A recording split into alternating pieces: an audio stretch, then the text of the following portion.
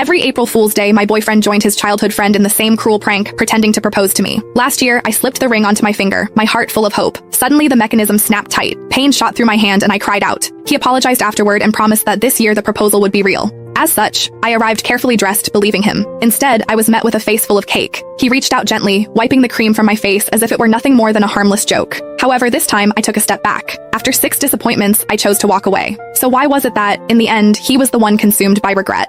Every year on April Fool's Day, my boyfriend would team up with his childhood best friend to pull the same prank on me. He would pretend to propose. Last year, the two of them laughed like it was the funniest thing in the world, even though my fingers were almost crushed in the process. Later, he apologized and swore that this year would be different. This year, the proposal would be real. As such, when he called me again, sounding urgent and telling me to come to the place where we had our very first date, I believed him. I curled my hair, got my nails done, and spent extra time perfecting my makeup. I picked out a brand new outfit and even drafted the announcement post I was going to share once everything became official. However, the second I stepped through the door, smiling and full of excitement, a thick slab of cake cream slammed straight into my face. Laughter burst out from among the crowd and a girl's voice rang out, bright and smug. I told you Whitney can't take a joke, someone else said. You insisted on calling her. Now look at what's happened. Sylvia huffed and sat on the couch. The mood shifted instantly. The way everyone looked at me turned cold. She was the only girl in their group, the one everyone spoiled. As long as she was unhappy, everyone would rush to comfort her, Nolan included. The first time I met her, she organized a game of truth or dare. When other people got dared, it was just something a little embarrassing. However, when it was my turn, they asked me to do something way out of line in front of everyone. All I said was that it was too much and I did not like it. Sylvia's eyes immediately turned red and she ran out of the room. Everyone ran after her, Nolan too. The welcome party that was supposed to be for me ended with me sitting there alone. He never said anything about it afterward, but from that day on, he never brought me to their gatherings again unless Sylvia said it was okay. Then Nolan looked at me, his brows pulled tight. Whitney, apologize to Sylvia. Before, I would have swallowed everything. I would have forced a smile, apologized, and explained myself just to fit in, just so Nolan would not look bad in front of his friends. I probably would not have even waited for him to ask.